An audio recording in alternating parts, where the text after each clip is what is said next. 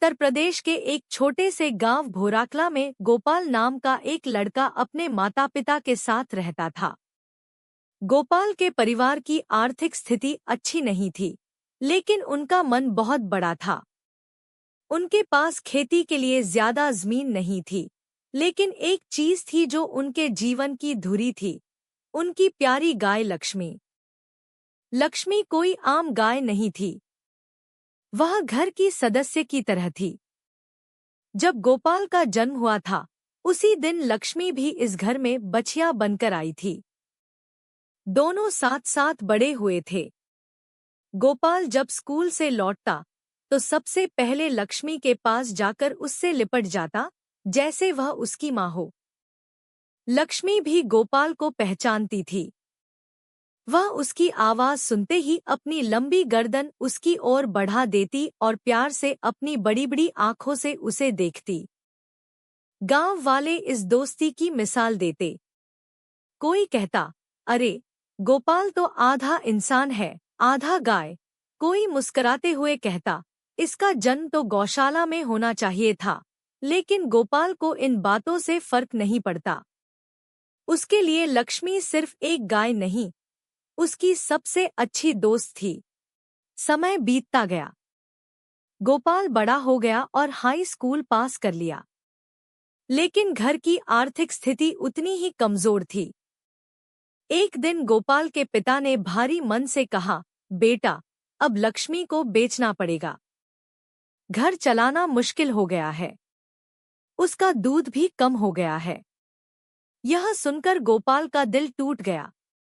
उसने पिता के पैर पकड़ लिए, बाबा, कुछ और कर लेंगे, मजदूरी कर लेंगे, लेकिन लक्ष्मी को मत बेचो।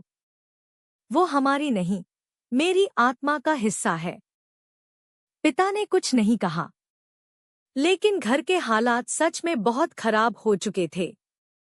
अगले हफ्ते एक व्यापारी आया जो दूध के लिए गायें खरीदता था। उसने लक्ष्मी को देखा और अच्छी कीमत देने को तैयार हो गया। गोपाल उस दिन स्कूल में था। जब वह लौटा तो घर सूना लग रहा था। गाय का खूंटा खाली था। उसने माँ से पूछा तो उन्होंने रोते हुए बताया, तेरे पापा लक्ष्मी को बेच आए बेटा।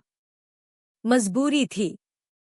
गोपाल दौड़ पड़ा, नंगे पैर, आंखें लाल, दिल में तूफान लिए। वह गांव से बाहर भागा, जहां व्यापारी की गाड़ी जाती थी। भागते भागते वह गिर पड़ा, लेकिन रुका नहीं। आखिर एक जगह जाकर उसे लक्ष्मी दिखी, रस्सियों में बंधी, डरी हुई। गोपाल ने व्यापारी के सामने हाथ जोड़ दिए, भैया, इसे मत ले जाओ। ये सिर्फ गाय नहीं है, मेरा परिवार है, मेरी दोस्त है, मेरी बहन है, मेरे आंसू हैं। व्यापारी ने पहले हंसने की कोशिश की, लेकिन जब उसने गोपाल की आंखों में सच्चा दर्द देखा तो उसका दिल भी पिघल गया। उसने कहा, बच्चा, पैसे तो मैंने दे दिए तेरे पिता को। अब तुम ही बताओ, मैं क्या करूं? गोपाल ने बिना सोचे कहा, मैं पैसे दूंगा आपको।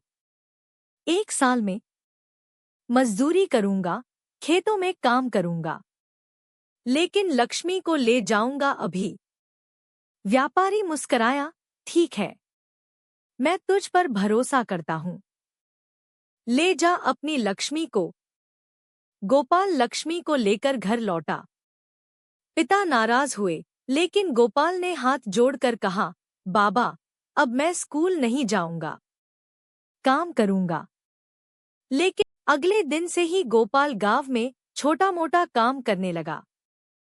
किसी के खेत में मजदूरी, किसी के घर में सफाई, कहीं पानी भरने का काम। धीरे धीरे उसने पैसे जमा करने शुरू किए। गांव वाले उसकी मेहनत देखकर हैरान रह गए। लक्ष्मी भी जैसे उसकी मेहनत समझ रही थी। उसने फिर से दूध देना शुरू कर दिया। पहले 1 लीटर, फिर 2, फिर 4। गांव की औरतें रोज सुबह गोपाल के दरवाजे दूध लेने आने लगी। धीरे धीरे गोपाल ने वह रकम जमा कर ली जो व्यापारी को देनी थी। उसने गांव के सरपंच के हाथों वो पैसे भेज दिए। कुछ साल बीते। अब गोपाल की उम्र 20 साल हो गई थी। लक्ष्मी बूढ़ी हो चुकी थी। उसकी चाल धीमी हो गई थी, लेकिन उसका प्यार उतना ही गहरा था। एक दिन गांव में बड़ा मेला लगा।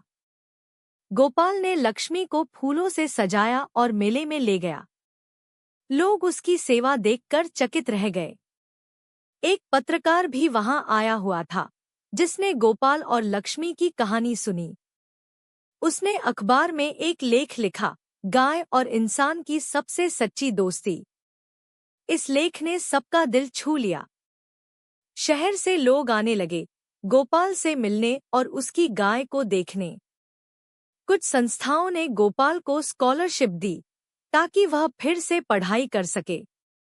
गोपाल अब खेती करता है, एक छोटी गौशाला भी चला रहा है, जहां वह बीमार और बेसहारा गायों की सेवा करता है।